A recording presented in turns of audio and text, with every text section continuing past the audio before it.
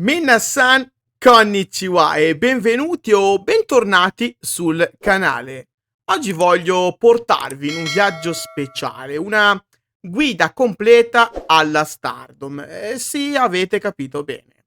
Perché se siete qui è perché probabilmente vi state avvicinando a questa realtà straordinata chiamata Joshi Pororesu, oppure siete già fan e volete chiarirvi qualche dubbio su titoli, fazioni, tornei e tutto il magico mondo che ruota attorno a questa compagnia incredibile. Quindi iniziamo.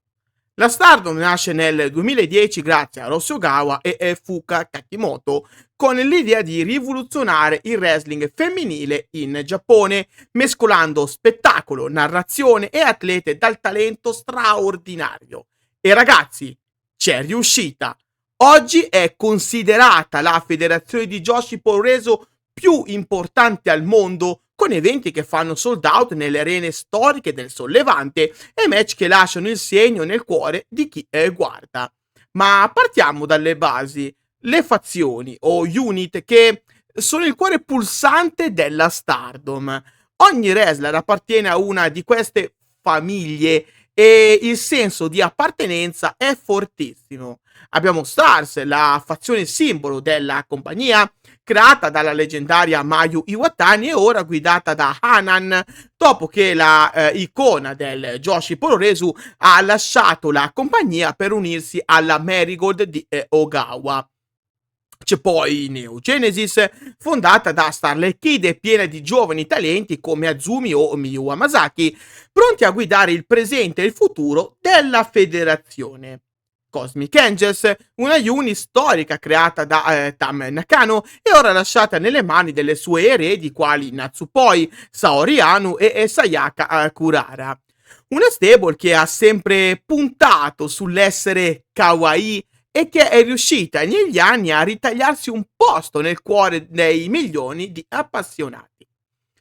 Kate, precedentemente conosciuta come Oedo Tai, che da un anno circa ha avuto un restyling e che continua ad essere una forza dominante della Stardom, grazie a gente come Sayaka Mitani, che adora la regina indiscussa della compagnia, grazie al suo carisma, alla sua presenza scenica e al talento cristallino. Senza scordarci di giovani emergenti quali Rina o Azusinaba, che seppur giovanissime hanno già tutte le carte in regola per ambire ad un posto nel main event della Stardom. C'è Gozai, la squadra di Shuri che punta tutto su tecnica e disciplina e che può far affidamento su lottatrici affamate di successo quali Ina o Tomoki Naba, ma anche su veterane come Saki Kashima. E poi altre realtà come Empress Nexus Venus, la squadra di Maika che seppur in fase di sviluppo dopo l'uscita di Mina Shirakawa ha comunque l'obiettivo di ritagliarsi un posto al vertice della compagnia, o Mi Vida Loca, la neonata stable di Suzu Suzuki che dopo essersi messa in proprio, tradendo l'amicizia che la legava a Meiseira, ha deciso di creare un gruppo pieno di ragazze con la sua stessa attitudine, pronte a portare il caos nella federazione. Capire queste unit è fondamentale perché ogni match non è mai solo tra due atlete, ma tra due filosofie di lotta. E a proposito di match, come funziona il regolamento in Stardom?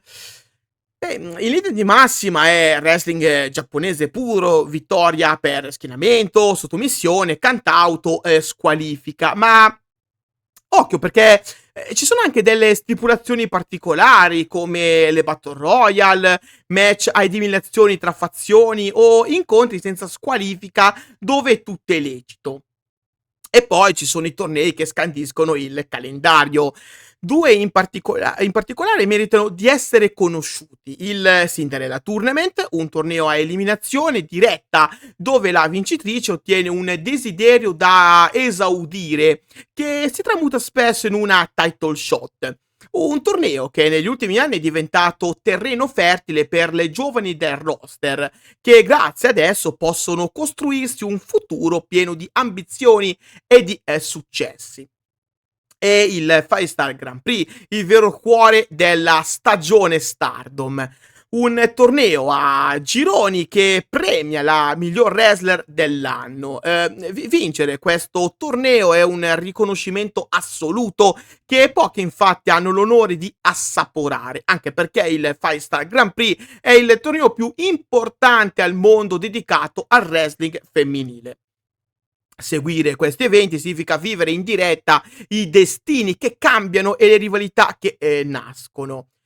E poi ovviamente i titoli, il massimo riconoscimento è il World of Stardom Championship, la famosa Red Belt, il titolo mondiale detenuto in passato da nomi leggendari come Yoshirai, Mayu Iwatani, Giulia e Tam Nakano.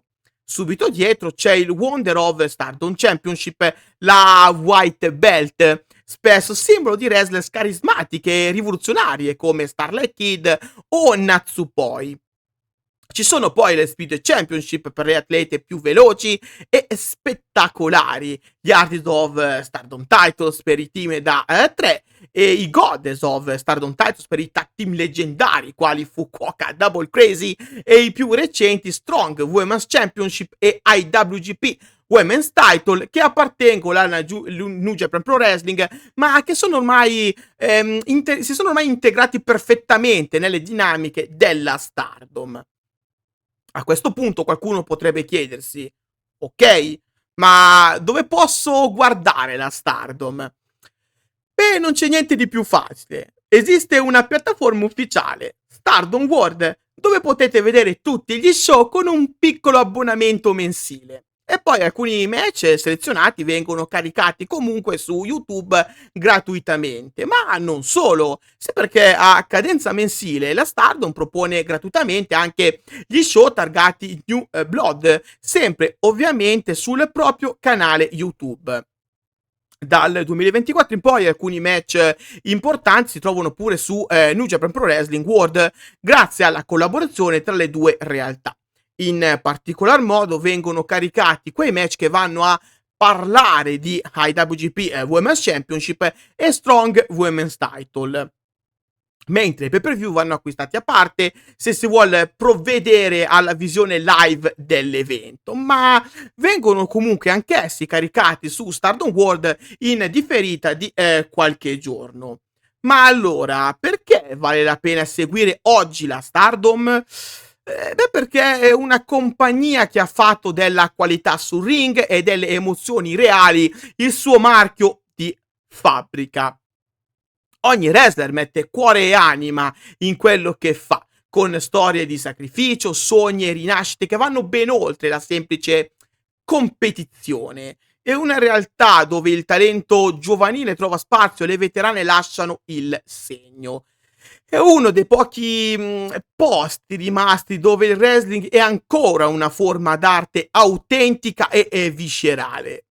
E poi, ad oggi credo non ci sia posto migliore per seguire il vero wrestling femminile.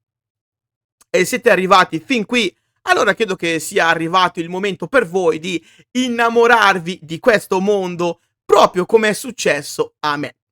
Quindi se vi è piaciuto questo video lasciate un like, iscrivetevi al canale e fatemi sapere nei commenti quale wrestler o quale match vi ha colpito di più o quale fazione vorreste supportare. E parlando di wrestling femminile mi è d'obbligo ricordarvi di Donne tra le corde, un progetto che racchiude il magico mondo del women's wrestling in un unico posto.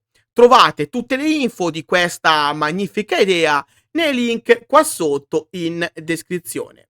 Se volete altri approfondimenti sul Joshi Pororesu e sulla Stardom in particolare, beh, sapete dove trovarmi. Io sono Kirito e anche oggi vi ho portato un pezzetto di Stardom sulla soglia delle vostre case. Grazie di cuore e alla prossima! Bye bye!